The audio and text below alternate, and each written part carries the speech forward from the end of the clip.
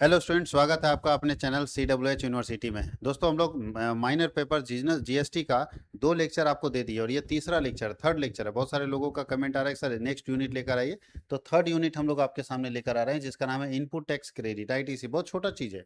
Input tax credit का मतलब होता है कि अगर आप बिजनेसमैन हैं और आप सामान खरीदते समय कोई GST पे कर दिए हैं, तो उस GST का फायदा आप ले सकते हैं, यानी आप अपने इनपुट टैक्स में माइनस कर सकते हैं, इसका क्रेडिट ले सकते हैं। तो ये है इनपुट टैक्स क्रेडिट। इसका मतलब समझिए कि हम दुकानदार हैं, तो जीएसटी किसको देना है? कस्टमर को। जीएसटी पे करेगा कस्टमर, आपको मालूम होना चाहिए। लेकिन हम टीवी दुकानदार हैं, तो हम भी तो किसी से खरीद के ला रहे हैं। तो जब हम खरीद के ला रहे हैं, तो हम परचेज करते समय, सामान खरीदते समय हमने जीएसटी दिया, मान लो 3 लाख रुपए का। तो जब हम सामान खरीद के लाएंगे, जब हम इसको बेचेंगे, तो हम कस्टमर से जीएसटी वसूलेंगे। तो बोलता है, इसको हम लोग बोलते हैं इनपुट जीएसटी। क्या बोलते हैं? जो हम जीएसटी लगाते हैं, यानी खरीदते जो सामान खरीदते समय जीएसटी देते हैं, वो इनपुट होता है। और जब हम सेल करेंगे इसको, और उस समय जो जीएसटी आएगा उसको आउटपुट जीएसटी बोलते हैं। मान लीजिए हम सेल करते समय 4 लाख जीएसटी वसूले कस्टमर से, क्योंकि हम खरीदे थे जिस लागत पर, उस पर जीएसटी लगा। बेचेंगे तो बढ़ा के ना, जब हम रेट बढ़ा के बेचेंगे तो जीएसटी भी ज्यादा आएगा। इसी को हम लोग बोलते हैं, जब 4 लाख जीएसटी हम वसूले हैं, तो सरकार को तो ऑलरेडी हम 3 लाख जमा कर चुके हैं, 1 लाख रुपए हमको और जमा करना है। इसी ये 3 लाख जो हमने जीएसटी इनपुट दिया था, पे परचेज करते समय जो जीएसटी पे किया था, उसको हम जब सेल करते हैं तो उसके जीएसटी को माइनस कर देते हैं। इसी को बोलते हैं इनपुट टैक्स क्रेडिट, ITC। इसी को हम बोलते हैं ITC। उसी के बारे में हम लोगों को इस यूनिट में पढ़ना है। तो सबसे पहले इनपुट टैक्स क्रेडिट क्या होता है अभी बताएं। कि जितना जितना जीएसटी आप इनपुट करते हैं, यानी पे करते हैं, तो जब जीएसटी आप कलेक्ट करते हैं, तो उस कलेक्टेड जीएसटी में से जो पे जीएसटी होगा उसको माइनस कर देंगे। देखिए यहाँ वही सामान लिखा हुआ है, कि जब वही चीज़ लिखा हुआ है, जब कोई व्यापारी अपना सामान खरीदता है तो जीएसटी देता है, उसको इनपुट बोलते हैं। और जब बेचेगा तो आउटपुट होगा, तो आउटपुट जीएसटी में इनपुट जीएसटी माइनस कर देंगे, और जो बचेगा वो सरकार को जमा कर देंगे। ITC का दावा कौन कर सकता है? तो फिर वही है कि एक रजिस्टर्ड पर्सन। अब हमारे पास जीएसटी नंबर नहीं है, तो हम ITC कैसे ले सकते हैं? हम लोग डिजिटल बोर्ड खरीदे तो 30,000 का जीएसटी दे दिए, 30,000 का जीएसटी दे दिया, यानी हमारे इनपुट जीएसटी हो गया 30,000। अब सवाल है कि सर हम आउटपुट कहाँ से लाएंगे? हम जीएसटी रजिस्टर्ड नहीं। अगर जीएसटी रजिस्टर्ड होते तो स्टूडेंट के फीस से हम जीएसटी लेते, और जीएसटी लेते तो वो जीएसटी में हम ये पूरा 30,000 बचा लेते, पूरा 30,000 बचा लेते। लेकिन हम जीएसटी रजिस्टर्ड नहीं है, जिसके कारण हमको 30,000 का लॉस हो गया, 30,000 हमको जीएसटी देना पड़ा। तो ITC हमको नहीं मिल पाया, क्योंकि हम रजिस्टर्ड डीलर नहीं। तो याद रखना, ITC का फायदा कौन उठा सकता है? जो रजिस्टर्ड पर्सन होगा जीएसटी के अंदर, जो रजिस्टर्ड पर्सन होगा जीएसटी के अंदर। What R block credit? Block credit का मतलब होता है ऐसा क्रेडिट, बोलता है ब्लॉक क्रेडिट वे ITC हैं जिन्हें CGST 2017 की धारा 17(5) के अंतर्गत लेने की अनुमति नहीं है, यानी सरकार उसको मना कर दिया कि ये इनपुट नहीं ले सकता, तो ब्लॉक क्रेडिट हो गया, उसको आप नहीं ले सकता। जैसे कौन कौन सा एग्जाम्पल में? व्यक्तिगत उपयोग के लिए मोटर वाहन। अब आप फर्नीचर का दुकान चला रहे हैं, जीएसटी नंबर आपके साथ है, लेकिन खुद चढ़ने के लिए गाड़ी खरीदते हैं, तो उसका जीएसटी आप यहाँ नहीं ले सकते। ये नहीं कि सर मान लो 10 लाख का गाड़ी तो 2 लाख जीएसटी पड़ जाता है, तो 2 लाख रुपए आप फायदा नहीं ले सकते अपने बिजनेस से। ठीक है, याद रखिएगा। भोजन पेय पदार्थ कर क्लब सदस्यता शुल्क। अब मान लिये आपका कपड़ा का दुकान है, जीएसटी नंबर है, आप गए फैमिली के साथ कहीं घूमने, 50,000 खर्चा कर दिया, वहां भी जीएसटी, तो वो जीएसटी यहाँ नहीं एडजस्ट कर सकते हैं। जॉब वर्क क्या है? जॉब वर्क का मतलब क्या होता है? तो बोलता है जॉब वर्क का अर्थ होता है किसी अन्य पंजीकृत व्यक्ति से माल खरीदना या प्रोसेसिंग कराना। जॉब वर्क का मतलब होता है किसी दूसरे रजिस्टर्ड डीलर से, जो जीएसटी में रजिस्टर्ड है, उससे सामान खरीदना या उससे माल को फिनिशिंग करना, पॉलिशिंग करना। जैसे हो सकता है कि हम जॉब वर्क दे दिए, हमारा काम फर्नीचर का है, हम पता चला उसको फिनिश करने का या फर्निश करने का या पॉलिश करने का काम किसी और को दे दिए, तो वो भी जीएसटी ले रहा है, तो जॉब वर्क उसको हम लोग बोलते हैं। Who is input service distributor? ISD कौन है? तो ध्यान रखिएगा, 2 तरह का, गुड्स और सर्विसेज। तो ISD वो होता है, बोलता है इनपुट सेवा वितरक किसी व्यवसाय का वह कार्यालय होता है जो इनपुट सेवाओं के चालान प्राप्त करता है और उनसे संबंधित ITC को अपनी शाखाओं और इकाइयों में वितरित करता है।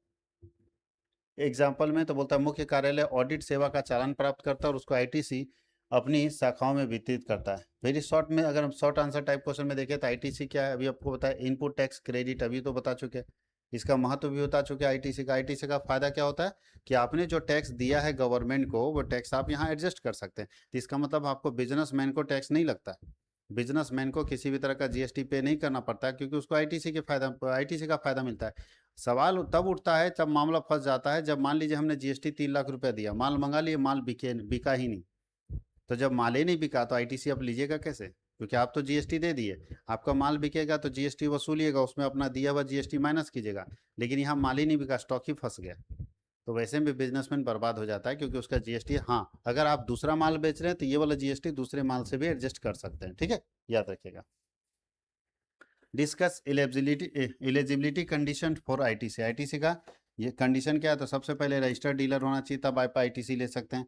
दूसरा टैक्स इनवॉइस जरूरी है, टैक्स इनवॉइस आपके पास होना चाहिए, कर चालान रहेगा तभी ले सकते हैं। रिसिपेंट ऑफ गुड्स और सर्विसेज, आपको माल और सेवा प्राप्त करना होगा। और टैक्स मस्ट बी पे टू द गवर्नमेंट, सरकार को समय समय पर टैक्स दे रहे होंगे तभी आईटीसी मिलेगा। और रिटर्न फाइलिंग आपका होना चाहिए और टाइम लिमिट के अंदर ही होना चाहिए, तभी आपको आईटीसी का फायदा मिलेगा। अगर टाइम लिमिट क्रॉस हो गया तो आप आईटीसी का फायदा नहीं ले सकते। वाटर ब्लॉक क्रेडिट है तो बता दिया, ऐसा क्रेडिट, ऐसा छूट जिसको जीएसटी ने, जीएसटी जो है, जीएसटी का कानून जिसको अलाउ ही नहीं करता, बोलता है ये हम नहीं माइनस करने देंगे, यानी ऐसा क्रेडिट जिसको माइनस करने का परमिशन जीएसटी काउंसिल नहीं देता है, उसको बोलते हैं ब्लॉक क्रेडिट। जैसे मोटर व्हीकल्स, अब आप मान लीजिए आपका फर्नीचर का दुकान है, आपने अपने घर के लिए कार खरीदा, तो उसमें जो जीएसटी पे किए होंगे घर के कार के लिए, उसको आप बिजनेस में माइनस नहीं कर सकते। फूड अभी तो बताए थे, ये सब पर्सनल एक्सपेंसेस, ये सब नहीं कर सकते माइनस।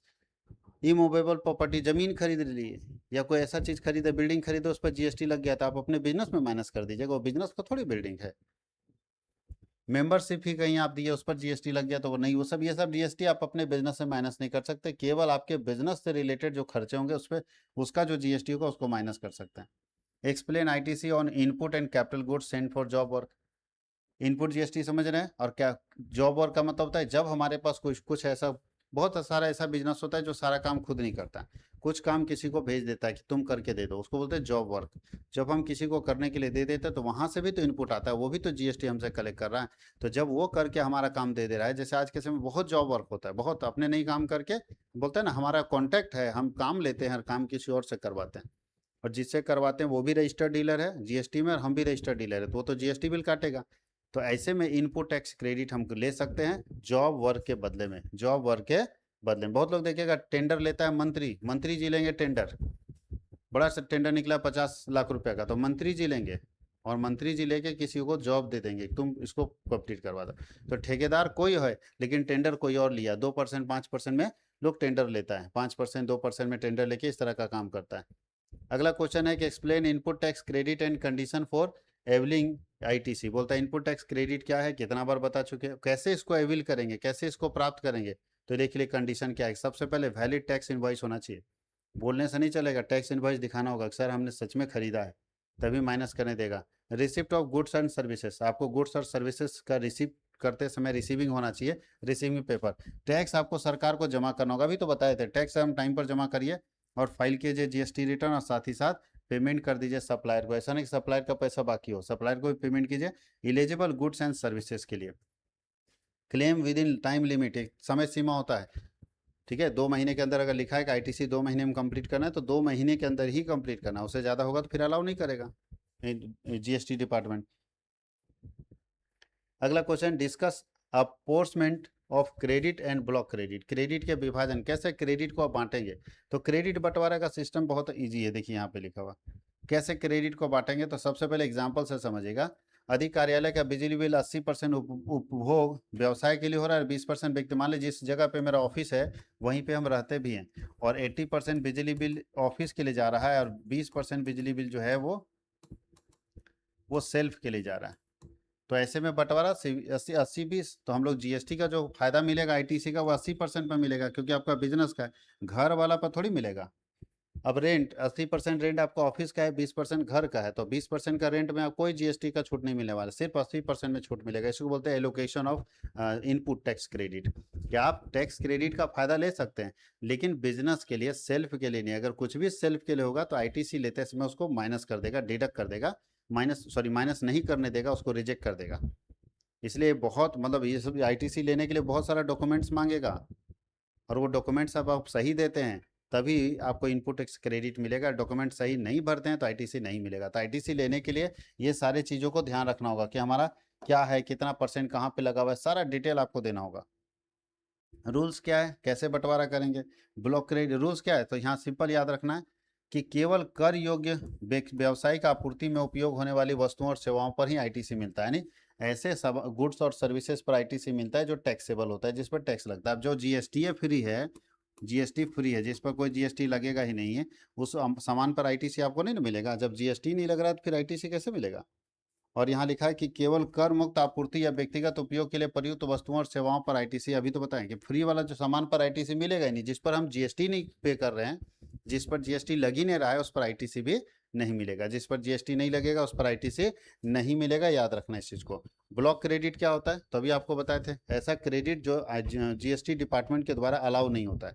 ऐसे क्रेडिट जो जीएसटी डिपार्टमेंट के द्वारा अलाउ नहीं होता है, जो हम लोग यहाँ भी देख चुके हैं कितना बार ब्लॉक क्रेडिट।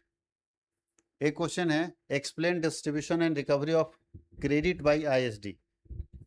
बोलता है इनपुट सर्विस प्रोवाइडर के द्वारा जो क्रेडिट डिस्ट्रीब्यूट किया जाता है। बोलता है इनपुट सर्विस डिस्ट्रीब्यूटर किसी व्यवसाय का वह कार्यालय है जो इनपुट सेवाओं से संबंधित चालान प्राप्त करता है और जीएसटी के अंतर्गत उसी पैन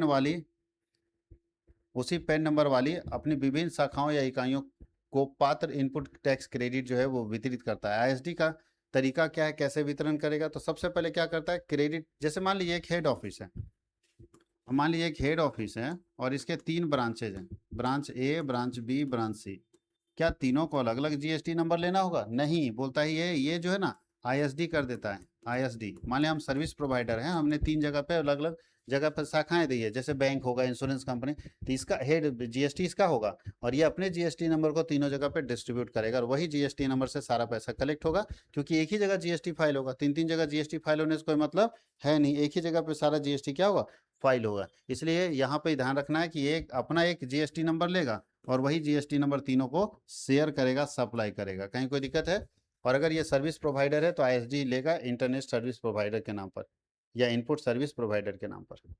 अब एक छोटा सा टॉपिक है बाबू लोग, नेक्स्ट हम लोग लेक्चर में जाएंगे registration of under GST. GST के अंदर रजिस्ट्रेशन कैसे कराएंगे, ये यूनिट 4 है, तो हम लोग अगले क्लास में अगले लेक्चर में देखेंगे यूनिट 4। तब तक आप देखिए यहाँ तक, और जैसा आपको वीडियो लगे जरूर कमेंट सेक्शन में बताइए। बहुत बहुत धन्यवाद।